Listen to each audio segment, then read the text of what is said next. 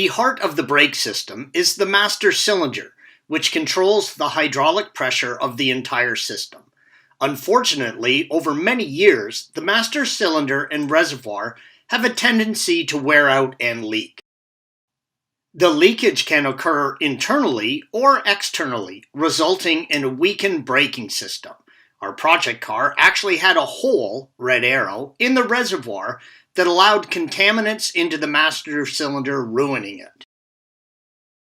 Never let your brake components get to this level of neglect.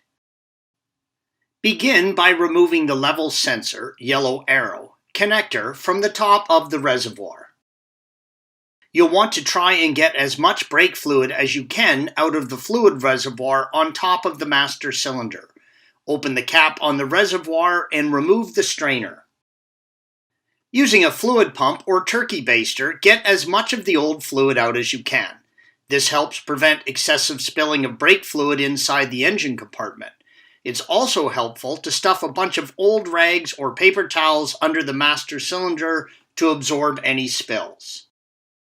Use a 12mm flared nut wrench and remove the 2 brake lines, red arrows, from the master cylinder. Make sure you use a flared nut wrench and that it is seated correctly. You do not want to strip the nut. Also, be prepared to catch the small amount of brake fluid that is going to come out. You are going to have to remove the brake lines that connect to the ABS unit to get the master cylinder out. Disconnect the lines, yellow and red arrows, from the ABS unit. Follow the lines where they pass through the sheet metal and remove them from the rubber grommets, green arrows, and set them aside. There is a rocker plenum on the front of the master cylinder. Remove the crush washer, yellow arrow, that secures it to the rubber grommet. The crush washer will need to be replaced as it's a single-use piece. Slide the rocker off the front of the cylinder and remove it from the car.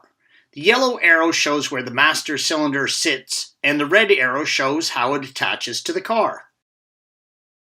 Disconnect the brake pressure sensors, yellow arrow, from the bottom of each cylinder. Now locate the 2 13mm nuts on either side of the master cylinder.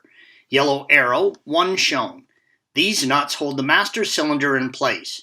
You'll probably need an extension with a universal joint in order to reach both nuts. Pull the master cylinder straight forward off of the brake booster, then tilt it slightly sideways and remove it from the car. Make sure it clears the studs, red arrow, before tilting it to remove from the car.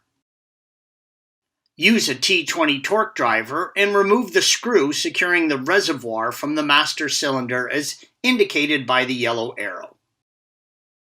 You'll want to mount the master cylinder in a vise and then pry the fluid reservoir out of the rubber grommets on the top. It should pop out with just a little force. Always install new gaskets when replacing the reservoir. Note, when you reinstall the master cylinder, the lower nut is very difficult to access. Try placing a small amount of tape or a small piece of rubber glove between the nut and the socket to help keep the nut in place. Just make sure the threads are clear. When installing the master cylinder into the brake booster, take extreme care that the thrust rod sits in the master cylinder.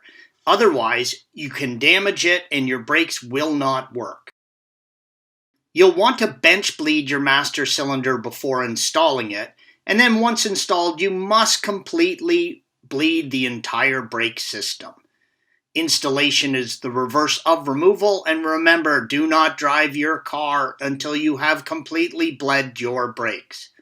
Please follow the link provided at the end of this video for additional instructions on those procedures. Thanks for watching. Click here to view the original article along with hundreds of other DIY content for your car.